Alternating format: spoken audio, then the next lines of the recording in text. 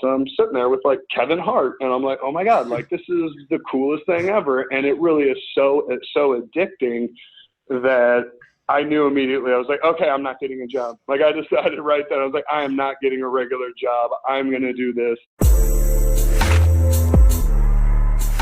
If you've ever been told you weren't good enough, not big enough, not fast enough, not smart enough, or if you've ever felt paralyzed by a failure you just weren't willing to accept, this is the show for you. Hustle and Motivate is a blueprint built by guests who've conquered obstacles, silenced critics, and overcome adversity by seeing every failure as an opportunity, realizing the true power of the underdog mentality. This is Tyler O'Shea, and you're listening to Hustle and Motivate.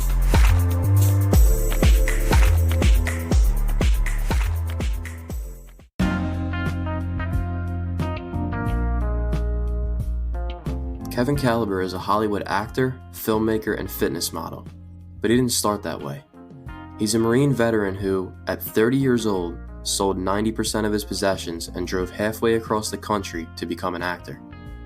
In our conversation, Kevin talks about the harsh realities of the auditioning process and the average amount of times an actor actually has to go through that process to book a single role. He tells some funny stories about working with guys like Seth Rogen and Tyler Perry, and he shares the one thing you need to do before going all in on your dreams. Kevin's such a down-to-earth guy, and I had a great time talking to him, and I think you'll really enjoy our conversation. So, here is Kevin Caliber. So, can you tell our listeners a little bit about who you are and what you do? Yeah, my name is Kevin Caliber. I am a Hollywood actor and filmmaker. But I did not start that way. I'm originally from the Midwest. I'm from St. Louis, Missouri. Played sports growing up, joined the military out of high school, and kind of sputtered through my 20s and finally made the move out to Los Angeles to make it in Hollywood when I turned 30. It's amazing. We're going to touch on all that stuff, but you're in the series Future Man, Supergirl on CW, The Haves and the Have-Nots. You've worked with Seth Rogen, Tyler Perry, a lot of other big names. What would you say has been your favorite experience so far? I would have to say my favorite experience, it's definitely two of them there. The Future Man bit is the funniest and just the craziest. It's a zany show, and going in for like the first table read, and I remember saying one of my lines, and I could hear Seth Rogen's laugh from the audience because he was there for the table read. So that was my one of my more euphoric moments of I can't believe that this is, just made this dude laugh. And then the other one is Tyler Perry and the Haves and the Have-Nots. Just the way that they work down there and seeing, because Tyler is truly an inspiration to me. He was living in his car as a playwright and was destitute and working as hard as he could to do everything. And now he has his name on everything. He makes it a point to make it his brand because he didn't want to partner with anybody because he knew it was his vision. So everything is directed, written by, and he is there every step of the way. I've worked with these other people that have their names on things, and it's a name only, whether it be a producer or something. But with Tyler, he is there on set every single bit of the way, directing and just being there every bit of the way. And he doesn't even have to be. I mean, it's something that he could easily hire somebody else to do the daily grind. And he's the one that's there. And the big building that he has there in his Tyler Perry studios, he calls the Dream Building because it really is a dream. And whenever you go there, you understand why. That this was a man's dream, and he made it happen. So he's the most inspiring person I've ever been lucky enough to be around and watch work. And that's down in Atlanta, right? Correct. Yeah, he's been working out of Atlanta for forever. And he changed studios. He bought up an old military base that was just overgrown, hadn't been used in years. And everybody told me it was crazy to try and do that. And he's built this almost like mini city down there within Atlanta. So I've been fortunate enough to go down there and work for the last 3 years out of LA, and it's always a treat. I almost can't wait to get that call knowing that I'm going to Atlanta because it's a change of pace from LA, but also just the way that they treat you down there. Hollywood can be a very, very cruel place. they kind of chew you up, spit you out. It's a sad truth.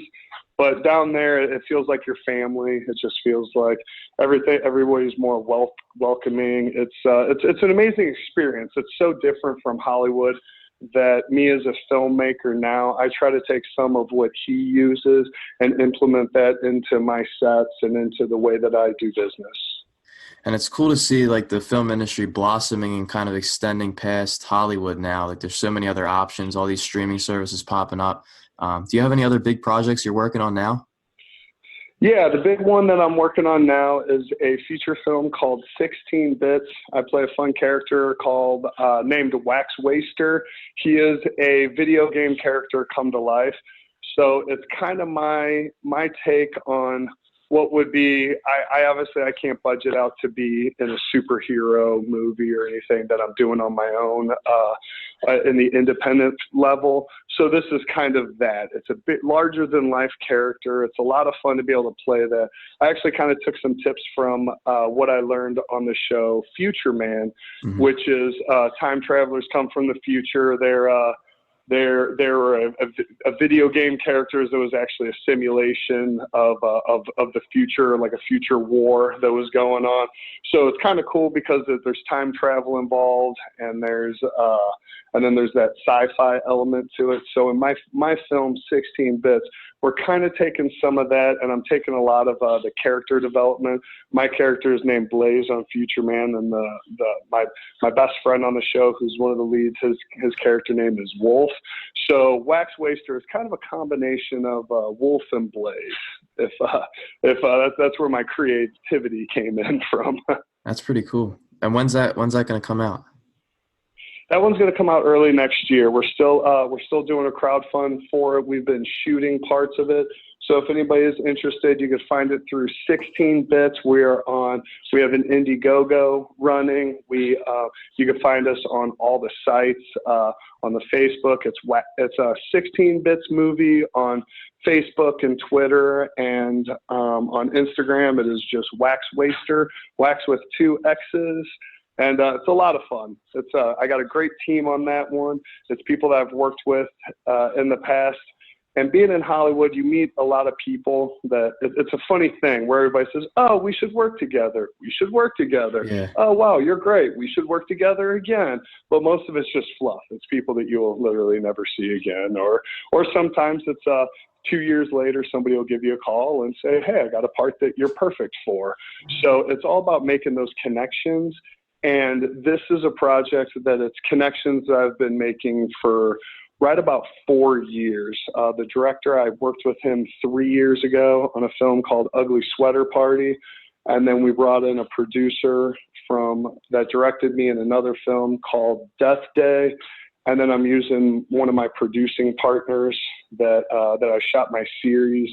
I have another series that we could talk about called Job Guys, and I brought him in. And it's just like this cool power team, and it's a lot of fun because, like I said, you meet so many people that aren't really genuine or don't necessarily have the same vision or work ethic.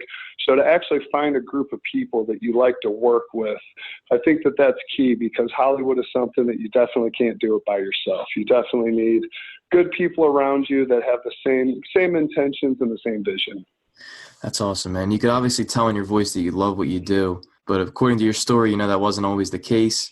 So going back to your early days growing up in St. Louis, did you ever have the thought of becoming a Hollywood actor?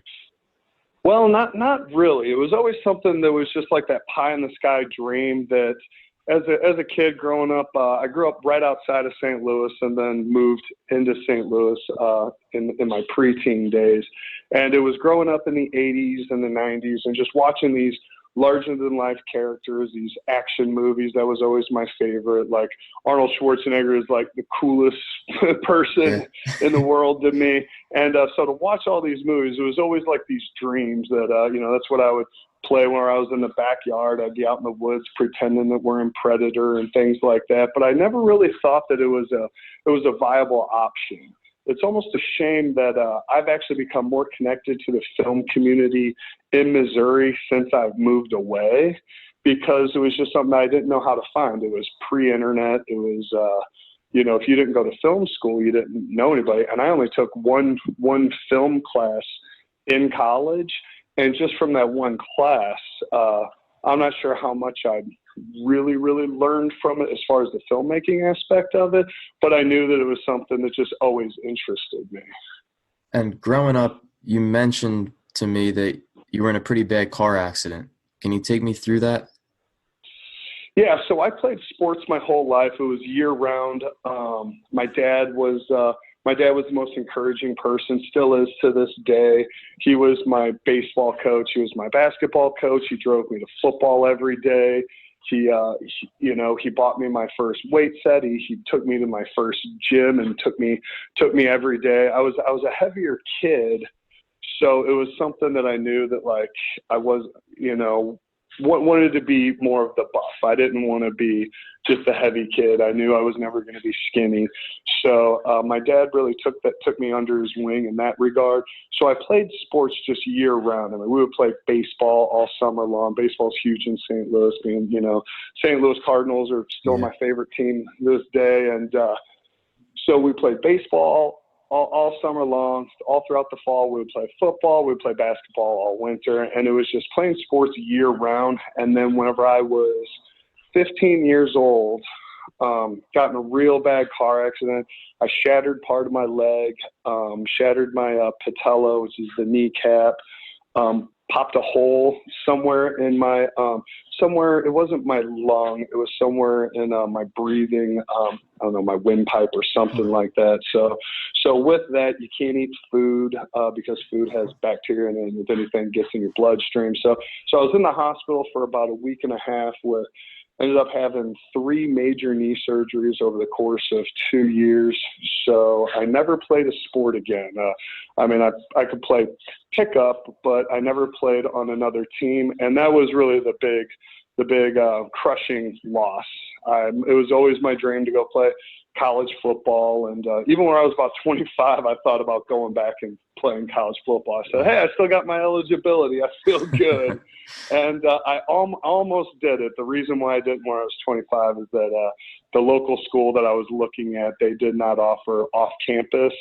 And I was already married. I got married at 24, and I was already married, and they would not allow me to live with my wife. They said that they do nothing co-ed, and if I'm in sports, I have to live in the dorms. And I already had a house and a mortgage. Yeah, I already had a house and a mortgage. I was like, I can't go live in a dorm room.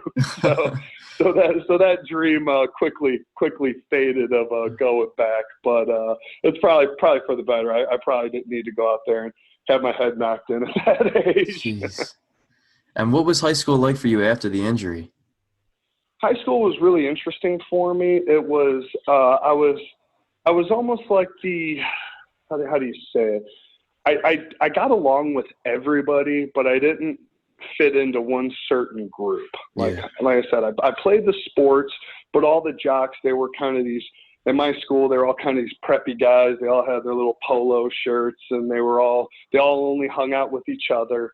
And I never owned a polo shirt. I was more of a band T-shirt kid, and always a T-shirt and jeans guy. So I would, and then I also did theater. Like I said, always had a passion for the theater, and it was a funny thing going into theater because they all saw me more as a jock, because that's kind of what you're known as. So the theater kids, where theater kids could be pretty tough, they're pretty cliquey. Even as adults, the theater crowd is just really cliquey. So I didn't really get along with the theater kids, even though I was in all the shows with them. I didn't necessarily fit in with the athletes, even though I played on all the teams. So it was kind of this weird in between, and I would mostly go hang out with and play music with kind of the more of the stoner type kids. We were kind of the alternative, kind of the freaks of the school. We weren't like hardcore goths or anything, but we were definitely the little bit more of the alternative kids. Cool. So you're a Marine Corps veteran. First of all, thank you for your service, your dedication to this country. What made you want to join the Marines? So I graduated high school in 2000, and I was the middle of 5 kids, and my parents had gotten a divorce what was that, my junior year of high school. So there wasn't really a college fund for me per se.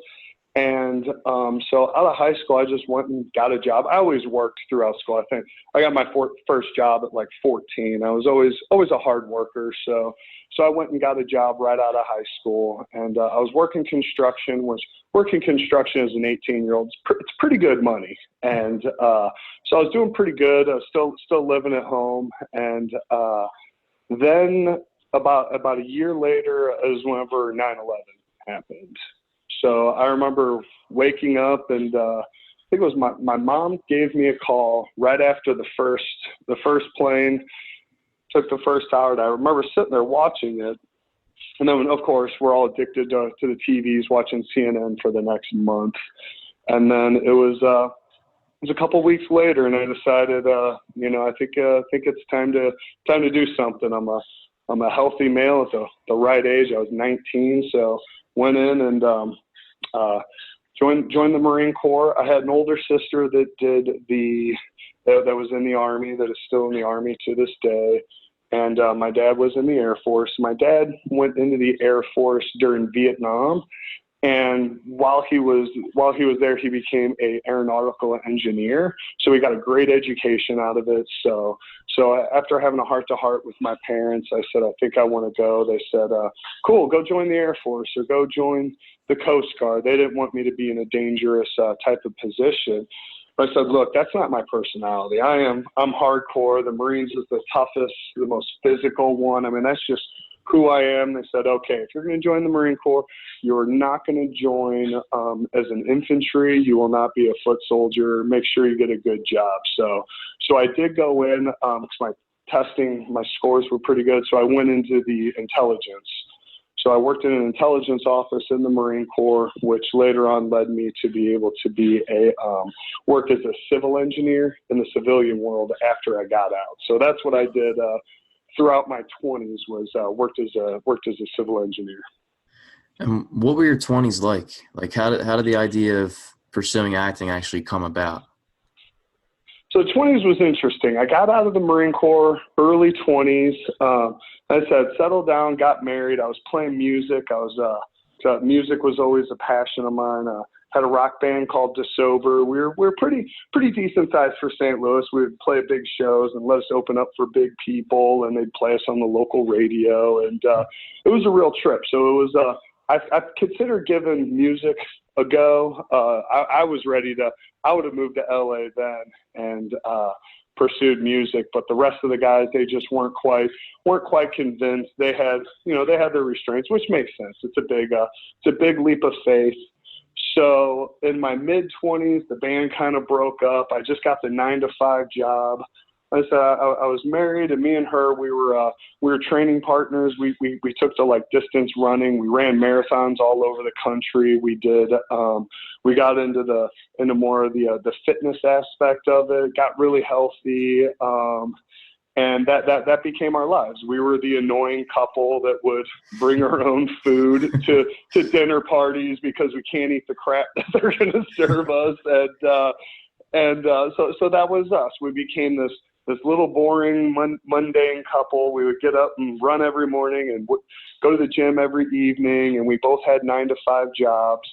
And then in my later 20s, somebody actually tagged me in something on Facebook that said casting a show. It was a take on Modern Family. It was pretty much like kind of a rip off of Modern Family, the same type of template. And they said, casting a show, need a leading male. So somebody tagged me, and I said, oh, that'd be cool. I was in good shape, felt good, felt like, I've been taking care of myself. Like I could do that. So went and met with them, ended up getting it. We shot, and then we went to shoot the pilot. They were like, great, the show's going to be picked up. It's going to be huge. You guys your whole world is changing. It's the Hollywood dream all happening right then and there out of St. Louis, of all places. So I'm taking, I didn't tell anybody at work. I'm taking personal days off. I'm going, I filmed for 2 weeks. I'm feeling good about it. And then the show never gets picked up. It just never sells. it's just a very deflating thing. I mean, I still have the picture of me signing my first TV contract. I thought I had it made. I was like, can't wait. I'm going to quit my job. I'm going to go do this. And then you're just sitting at home. And so time was gone by, and then my house was up for sale. And then the same week that my house sold, I got an email saying that our contract was up and that they pretty much were not pursuing selling the show as an option anymore, and I was free to do what I want. So me and the wife, we sat there and we had a heart to heart and said, well, what are we going to do? Now's the time. And she's a performer as well. She's a musician as well. She's a great singer. Got good things going for her. Her name's Katie Caliber. She's phenomenal. And we sat there and we said, well, if we're going to do it, now's the time. I had turned 30 years old in this little process of waiting. I think I was 28, 29 whenever I shot the pilot, and it was a year contract. So I since turned 30, and I said, I don't want to work this 9 to 5. Like, I just know that that's not me. And if we're going to do this, now's the time. So I could honestly say I don't think I would have done it without her. She was one that always and continues to push me to achieve my dreams, and is the most amazing supportive person. And we packed it all up. We literally sold 90% of our furniture, packed up just enough, and moved from a 5-bedroom house into a 1-bedroom apartment in LA. And we packed the truck and took our dogs and, drove out west. Wow. And you hear those stories and you see it on TV all the time, people packing up, moving to Hollywood. But what was it actually like for you? What was the reality of it? It was a mixed bag. It was pretty scary, of course, but at the same time, like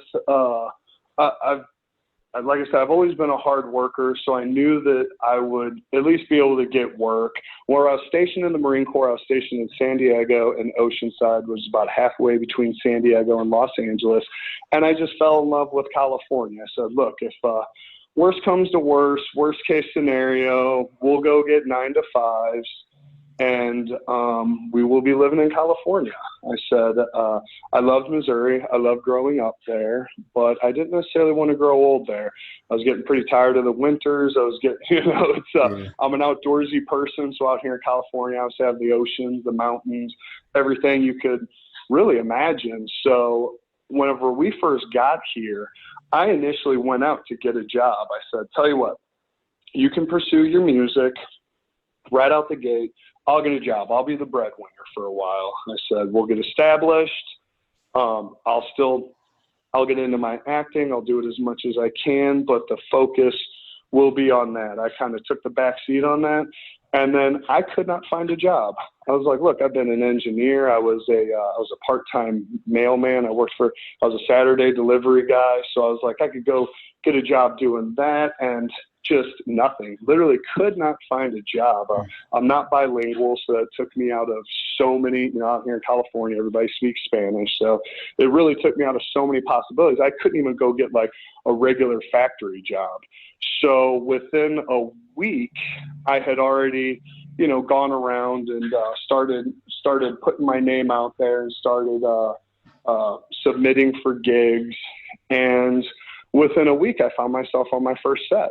And it was so addicting to just end up on set like so fast, even if it was just doing like background. I was just, I found myself I'm sitting there with like Kevin Hart, and I'm like, oh my God, like this is the coolest thing ever. And it really is it's so addicting that I knew immediately. I was like, okay, I'm not getting a job. Like I decided right then, I was like, I am not getting a regular job. I'm going to do this. Like I have to do this. Like I didn't come here to get a factory job. Like I was willing to do it because I will do whatever it takes to pay bills.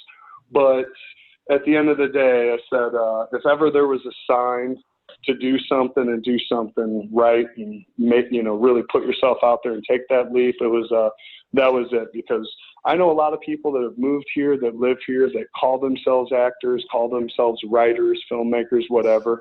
But at the end of the day, they don't do that. It's so I said, this is what I'm gonna do, and that's what I've been fortunate enough to be able to do. And every year it gets a little bit better. The roles, that I am either offered or auditioning for and booking get bigger and better every time. The opportunities just keep getting better because it's a marathon. It's not a sprint. It's not, hey, Hollywood, I'm here. Put me in a big movie and let me be famous. It doesn't work like that. If it worked like that, everybody would do it. But the reality is there's something ridiculous, like 40,000 people a month come to LA or something like that, and the same 40,000 people a month leave. So it's a shame that some of the coolest people I've ever met, some of the most talented people that are honestly better actors than me, funnier than I am, whatever the case may be. You see them come and you see them struggle, and then you see them move away, whether it's move back home or just, move on from the scene before they even get close to making it. And it's a shame that this is a town that does that. But the fact of the matter is that it's not easy. It's something that you got to grind it out every day. And even when you got nothing on the calendar, sometimes you have to create things for yourself. You have to be willing to do things last minute. I get calls all the time. Early in my career, I was making a living almost replacing other people. Those roles that I didn't book, but also the person who did book it became unavailable because it happens so often that I would get a call last minute that says, hey, can you be here in an hour? And it doesn't matter what I'm doing. And it's okay. Yeah, I could be there. And it's half of it is just showing up and being available. The best ability in Hollywood is availability. And if you're not here and you're not available to do the job, it's a shame that you'll find somebody else that is. And in such a competitive environment, you're among all these people with, theater experience, they went to acting school, whatever, like you said, people with more experience than you. How do you find the confidence to really believe that you could make it? Yeah, that's a tough one. That really is, because whenever, like I said, I came out here at 30, so I'm literally going on auditions with 0 credits, never been in front of the camera, really, in the LA world before, and I'm going against people that have been doing it for years and years and years. And I find myself, it's almost funny whenever I do go to some of these auditions, because as the auditions get better, the competition gets much stouter. Like I've been in a waiting room and I've recognized 5 people that are in the waiting room with me. I'm not going to do name drops, but there's people that names, and if I said them, you'd be like, oh, he was there. I was like, yeah, we're going out for this. We're going out for this big role on Shooter or something. It's like, I've been watching TV and I see a character that I went out for, and I'm like, oh, they got him? Like, oh, that's a name actor. Like that guy, like I just saw one. There was a new show that just came out. That's a pretty big show that I read for, and I looked, and it's a legit name actor that's on it. And I was like, oh, did I even have a shot? It was like, was he at the audition too? Like, it's pretty humbling, but at the same time, I know that if I'm right for it, if I put in the work, that something's going to hit. People are like, wow, you're on fire. How'd you do it? I go, on average, I book 1 in 30 auditions. So that's literally 30 times that I have to print off a script, learn it, get dressed, make sure I look the parts, because you always want to dress like the character. And then I drive across town, sit in a waiting room. The whole process is hours. I mean, it could take a full day to go to one audition. You do this whole process. You go in there, you walk into this room, and they're like, okay, go. And then they turn on the camera. You act for a minute and a half, because they typically give you like 2 pages to do, which takes, like a minute and a half. And then if they have a redirect, maybe they give it to you. If they like what you did, they say, okay, thank you for coming in.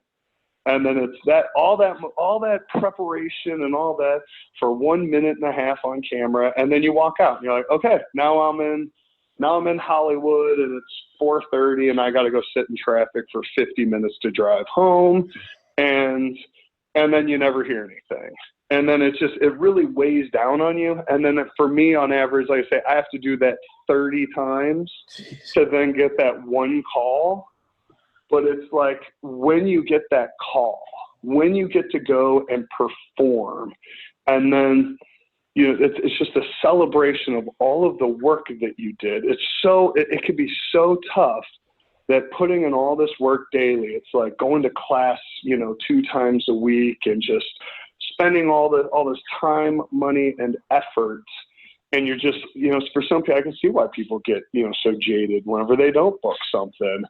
And then, and then you get mad at the world, you get mad at the business, the industry, you get mad at yourself, you get down. But for me, it's, well, if I'm right for it, I'm right for it, because I know something's going to strike. And then sometimes it does. Whenever I booked my role on The Haves and the Have-Nots, I was working on a different film at the same time. And with it shooting out of Atlanta, I audition for Atlanta a lot. Most time I just have to make a self-tape. So that's just, setting it up in my home and, filming myself and sending it in, electronically. So with this one, though, I misread the email. I saw shoots in Atlanta, on camera, or on tape. And I just thought, oh, okay, I'll just make a self-tape, like whatever. And my agent calls me like, hey, where you at? You're supposed to be there. I was like, I thought it was self-tape. They're like, no, this is in the room. And I reread the email. That's what I get for skimming the email. I was on set. I skimmed it. It was like, I'll get back to this later after I get off set. I got other things to concentrate on. And I look at it, and it says on tape for the producers, but in the room. I'm like, oh crap. All right, so I go and ask the director, I was like, hey man, like, can I cut out to go to this audition? He's like, dude, you're in every scene today. Like, no, we need you here. I go, all right, well, what about my lunch break? He does the groan and the eye roll, and all right, man, if you got to go during your lunch break. I was like, okay, cool. So I'm driving through Hollywood. Luckily, I was shooting in Hollywood. It was only about a 15-minute ride. I hadn't even looked at the script to this point. And I'm reading it, and I'm literally eating out of Tupperware because I still, I bring my own food most places I go. So I'm eating out of Tupperware on my lap, driving through Hollywood, and then I get to the audition. There's one person ahead of me. It gives me enough time to read the script like 2-3 times in the waiting room, like on my phone, and then I get called, and I walk in there, and their first line, they say, hey. And I'm supposed to say, yeah. And then they say, what's your name? So I get in there, they go, hey. I look right at it, I go, hey. In my head, I'm like, damn it, first word, I already messed up. This isn't not going well. Like, and then, end up, whatever. I thought the rest of it went fine. And then I get the call that I booked it. Wow. And 3 years later, 25 episodes of television later, and that is like one of the biggest, definitely my most lucrative role that I've done, but possibly my biggest role that I've done so far. And it was almost that attitude of not caring. That's not what it is. But if I would have saw, hey, this is going to be a recurring character that's going to last for 3 years, and I probably would have put in so much work. I would have that script would have lived in my hand for 2 days, and I would have done it every which way. And I probably would have went in there, and I probably would have overacted. I would have been tense. I would have been, so like, oh my God, this is a great opportunity. It's going to Atlanta for years to come. And I probably wouldn't have got it. So it's the weirdest thing to think, because for roles that big, typically I would hire a coach. I would do a private coaching session. I would workshop it.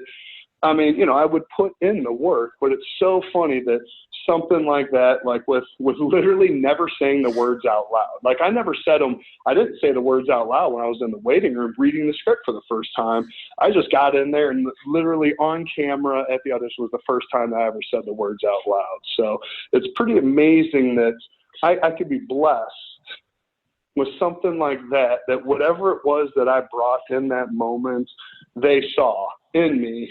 And then even whenever I went to Atlanta, they brought me into the executive producer's office, and he had a talk with me. He said, look, I'll be honest with you, we move fast here. It's kind of a soap opera style. They're like, we move fast here. We liked what you did in the audition. Don't change a thing. Just do that. Bring that character and everything. Know your lines and everything will be fine. And I was like, okay. And boy, were they not kidding, because they move fast down there. An average day on an LA set is about 5 pages that they do. in movies, it could be less than a page, 90 shoot days for a 90-page script. So out there, they do between 80 and 100 pages a day. Oh my God.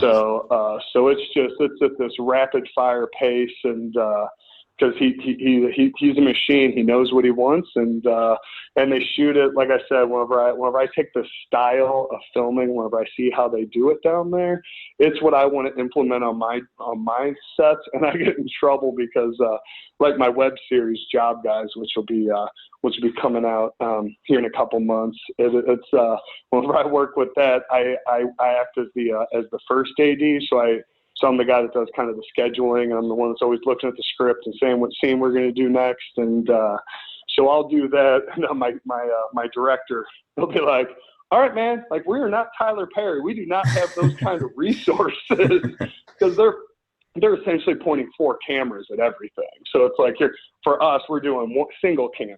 So for every scene, we have to set the camera up 4 different times. Where for them, they just do it like that. He's like, all right, man, like, we can't. I'm like, oh yeah, you're right. Like, he's definitely got to keep me in check. I was like, I've definitely been spoiled being down in Atlanta and seeing the way that they work, because, like I said, it's just a well-oiled machine. It is, and part of it is because they use the same crew. They use the same crew for all their shows, pretty much all their movies, and they just they all know it. They've got a lingo and they got it down. So it's very, very cool to see. So I think that's half of what it is just trying to implement that, like anything, into your lifestyle. Like, people ask me how I could eat so healthy or work out so much. I'm like, oh, I wake up and I know how to make breakfast. It literally takes me 5 minutes. Like, if anybody says that they don't have time, I'm like, well, try. Like, wake up 10 minutes earlier and give yourself 5 extra minutes to do that, and it will pay dividends. People say, oh, I don't have time for breakfast, but then they'll say, oh, but I stop at Starbucks and, get a sandwich. I'm like, I guarantee you it's taking you longer to go to Starbucks and buy that sandwich than what it is for me to, make my eggs and my oatmeal in the morning, Yeah. And going off of that, fitness is a huge part of your life. Has it always been that way? Pretty much. I kind of touched on that earlier. My dad actually took me to the first Powerhouse Gym in South St. Louis when I was, what was I? I might have only been 13 years old. I remember we had to go in and meet with the owner, because the owner says, sorry, we don't take people that young. And then once he met me, saw that I was a big kid. I was a pretty well-developed kid. So he sees me and he says, okay, yeah, you could work out here. So my dad took me, 3 days a week or whatever for a couple of years. Then he bought me my own weight set, which I actually still use to this day. I brought the dumbbells out here, and so thanks, Dad. It's been over 20 years. I remember whenever he bought them for me, he says, I'll only get them for you if you promise that you'll use them. I don't want this stuff. So 20 years later, Dad, I'm still using them. So it was, for me, it was a means to being the person that I wanted to be. I knew I had this idea in my head. Like I said, I was used to the big action stars. Like, that's what I thought, like my dream build was. American Gladiators was on back then. I was like, oh, I want to be an American Gladiator. And then with the car accident, I put on, it ended up being over 50 pounds I put on, because I still had the appetite.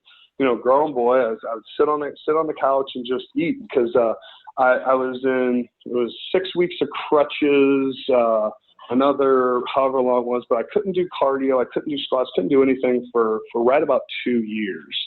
So the weight just adds up, it's unless you change your diet, and I didn't know anything about dieting back then. So I blew up to be about 230 pounds, and I was still probably only like 5'10", so it was a big kid. And then whenever the doc told me, all right, you're free to do what you do, the weight just fell off. I mean, I was the most active person. I didn't make too many changes in my diet, but I was just so active that I dropped the weight again. And then in the military, I was always right about 200 pounds. And then it wasn't until post-military, where I was married, that we decided to start eating clean. We were finding out about organics and things like that.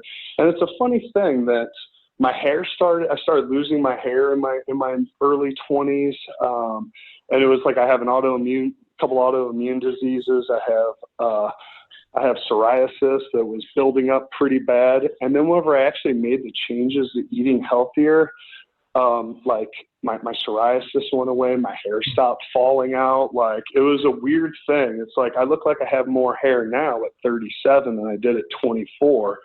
And it's a weird thing that, what you put in your body just, it really makes all the difference.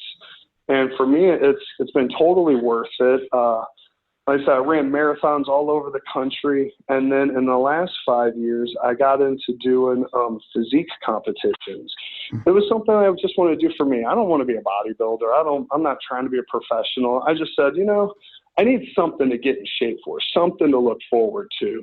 Because it was almost like whenever I did marathons, I would get up and run every day. But it's like, are you going to run a mile? Are you going to run 5 miles? Like, who knows? You don't have a goal.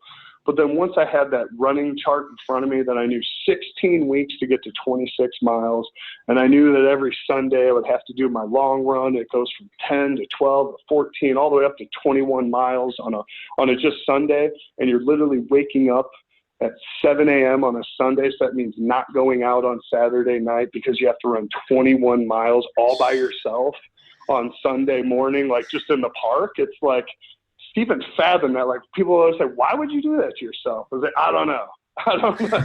They're like, what do you get at the end? I was like, I don't know. You get a medal. I get a medal and a T-shirt. It cost me $150. So it's kind of the same thing with my physique training. So years ago, I just decided, I'm going to do this just for me. I'm in good shape.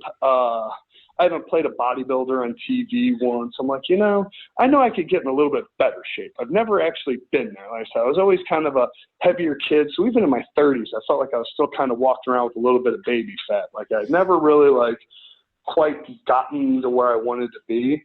So 4 years ago, I decided to do a competition. And first one I didn't play. Second one, I went out to Muscle Beach in Venice Beach, California, and finished third. And I was like, oh, hey, all right, like, we're out here at the Meccas where all the, it's like the place that I've always thought of in my growing up. Oh, it's Muscle Beach. Like, that's where it's at. And I finished third. So yeah, quickly got addicted to that too. So I went out the next year and I finished first in my class, and it was an amazing feeling. And again, people say, oh, wow, what'd you win? I was like, oh, I won this trophy. They're like, there's no prize money? There's no nothing? I'm like, you get to say that you won. Not at all. Yeah. Exactly. It's it's a pride thing. Nobody's going to take that from me. I got that trophy up on my wall, and it's it's something I'm proud of. And it's funny because I look at it, I'm like, okay, let me see. I think I spent $60 on a spray tan, $100 to enter the tournament. Had to buy those shorts that cost me another $50. Okay, yeah, I'm in for a couple $100. But it's just like, who cares? Like, what else was I going to do? I could have easily spent that money going out to eat 5 times. Yeah. So it's all about what you do and the choices that you make. And for me, it keeps me in check. I was specifically doing the Memorial Day show every year because I'm like, what? I want to be in shape for summer. So then it'll give me something. I'll train all throughout the spring. Summertime will hit because I give up drinking. I give up the late nights because I still like to enjoy myself. I'm still a social drinker. I'm still definitely enjoy gatherings. I go to a lot of Hollywood events with the open bars and the free food and people come around with tray passers, and it's very inviting. It's hard to turn down free appetizers where they're walking under your nose. So for me, I was doing it during the spring, and then I'm like, great, then I'll be in great shape for the summertime. And I would do that, and then this last year, so I did that one, what ended up being, I guess it was 4 years in a row I did the Memorial Day one. And then this year I was like, you know what, I'm not going to do it. Like, let me just take a break from it.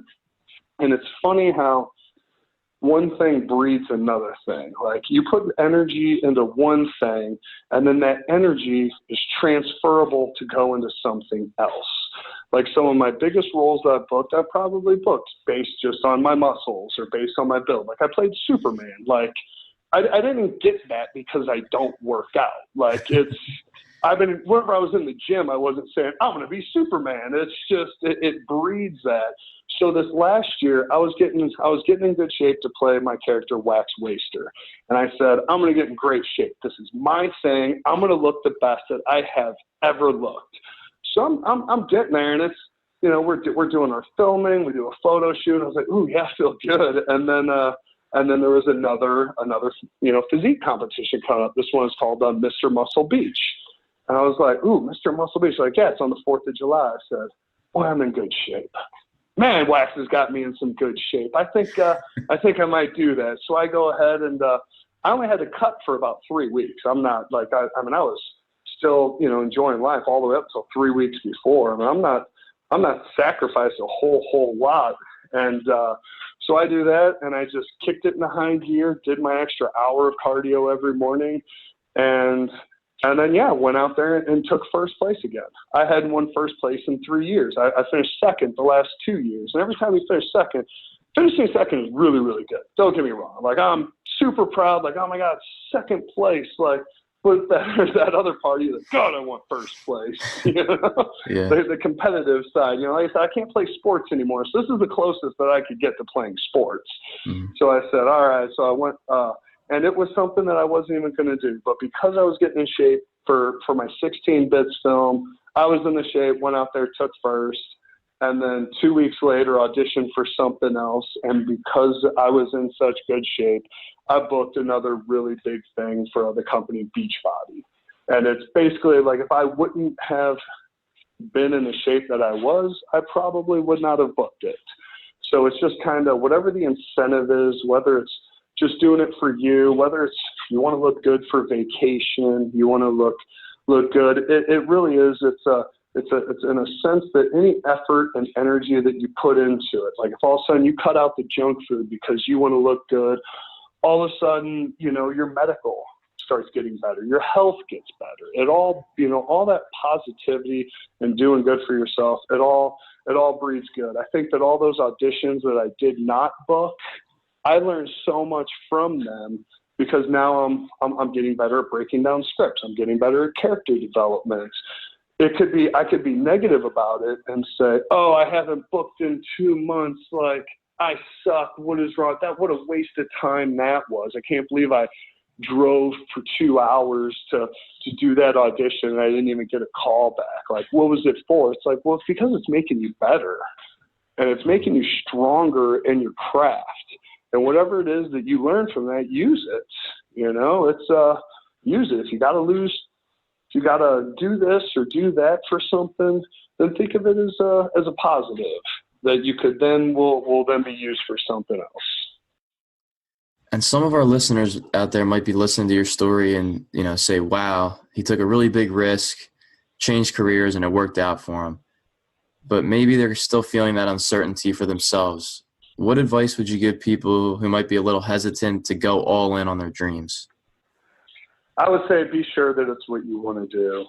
It's really easy to second guess and have doubts. Like I said, I had the doubts about my music career and I didn't do it. Whether or not I would have crashed and burned, I don't know.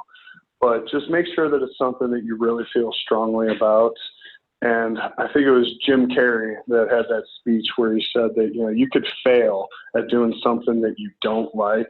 So you might as well try and succeed at something that you do love. Mm-hmm.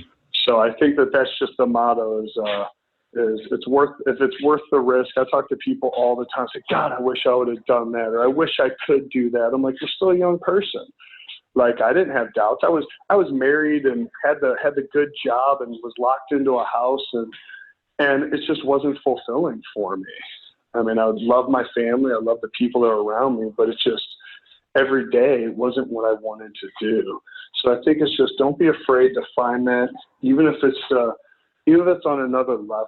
Just don't be afraid.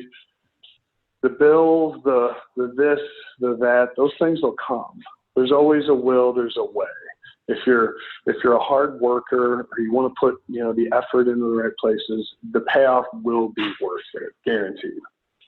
That's great advice, man. I really, really enjoyed talking to you. So before we wrap things up, do you want to tell people where they can find you, how they can support what you got going on? Yeah, absolutely. I'm Kevin Caliber. You can find me everywhere on all the social medias. Like I said, 16 Bits Movie is the big film that I'm doing. That's Wax Waster. Love that guy. Love that project. I have My web series that I'm executive producer, creator, and lead on is called Job Guys. I've got another series that's airing right now on YouTube. It's called Extralogy. It's Extralogy. I co-wrote and directed that. That was my directorial debut. Season 1 is ongoing right now. Please give it a watch. It's very funny. We got a great, funny leading lady, Alessandra DiMartino. She should be a star. She should be on Saturday Night Live. She's absolutely hilarious. So if you're into comedy, that's a good one. Job Guys is great action, and if you're into the sci-fi kind of dark thriller elements, then 16 Bits is where it's at. And of course, The Haves and the Have-Nots airs on the Oprah Winfrey Network. I play Leo, and Future Man is on Hulu. We're filming season 3 right now. Season 3 is the final season. It will drop, I believe, in January. It came out, season 2 is this January, so I'm guessing January. Really hilarious show. Stars Josh Hutcherson and Seth Rogen. So really fun stuff. A lot of good stuff out there. Please give me a follow, give me a like, reach out to me if you have any questions. I'm always there to help motivate and help do anything I can to help anybody. I'm full of good tips and advice, so please hit me up. Awesome, man. Kevin, thank you so much for coming on, sharing your story. I had a great time, man. Great time talking to you. I really appreciate it. Thank you. I appreciate you having me on. If this conversation added any value to your life or taught you something new or helped you think about things a little bit differently, you don't have to subscribe. You don't have to leave a review. All I ask is that you just tell one friend. We don't care about the numbers. We don't care about the stats and all that stuff. What we do care about is impacting lives. And by telling someone about the show, you're helping us do that. So thanks for tuning in, and remember, Hustle and Motivate is brought to you by JokerMag.com, the home of the underdog.